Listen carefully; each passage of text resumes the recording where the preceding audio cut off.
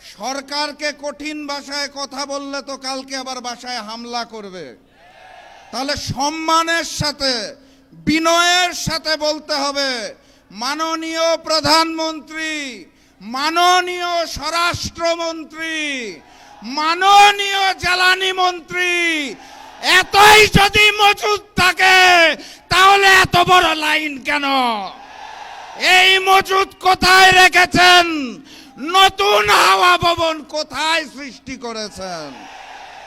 সম্মানের সাথে বলা হয়েছে তো নাকি? আলহামদুলিল্লাহ।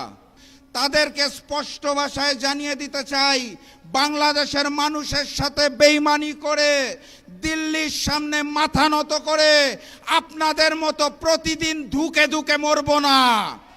আল্লাহ নির্ধারিত সময়ে মৃত্যুবরণ করব, তার আগে পর্যন্ত ইনসাফের জন্য লড়ব ইনশাআল্লাহ।